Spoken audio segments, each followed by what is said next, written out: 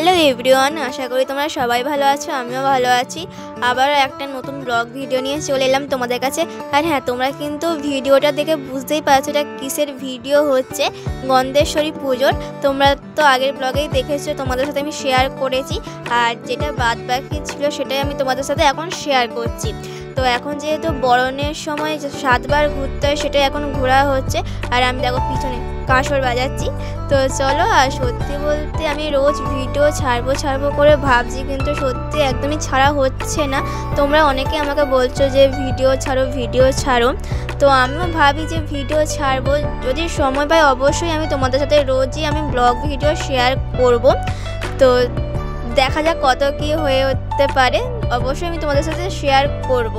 তো চলো, এখন যেহেতু এই যে বরণের পর্ব শুরু হচ্ছে, তো তোমরা কন্টিনিউ ভিডিওটা অবশ্যই কিন্তু দেখতে থাকো। আর যদি ভিডিওটা ভালো লাগে please like, comment, share and follow করে আমার পাশে থেকো। হ্যাঁ, অনেকেই আমার পাশে আছো, তাদের জন্য অনেক ধন্যবাদ। তো এইভাবেই আমার পাশে থেকো সবসময়। তো চলো, এবার কিন্তু বরণ শুরু হয়ে গেছে, তো কন্টিনিউ ভিডিওটা তোমরা দেখতে থাকো। চলো, এরপরে কিন্তু পিসিও কিন্তু এই যে বরণ করতে শুরু করে দিয়েছে। বর মানে সিঁদুর, মিষ্টি খাওয়ানো, এইগুলোই। তো চলো দেখতে থাকো কন্টিনিউ ভিডিও।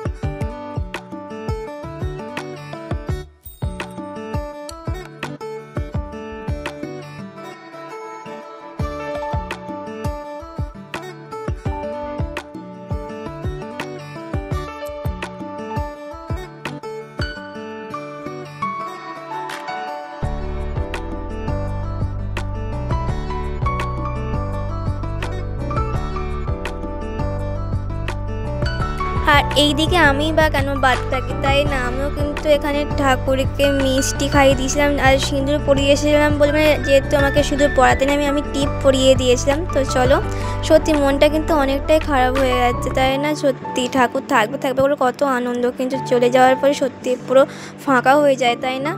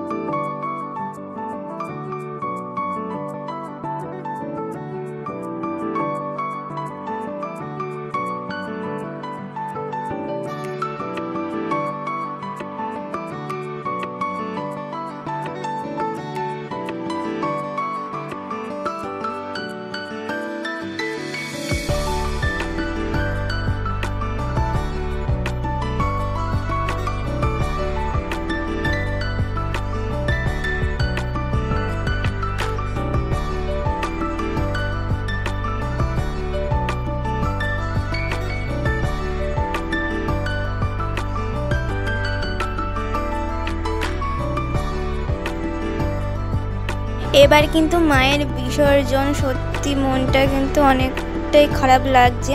তো যাই হোক, তো আসছে বছর আবার এসো মা, সবাইকে ভালো রেখো, সুস্থ থেকো।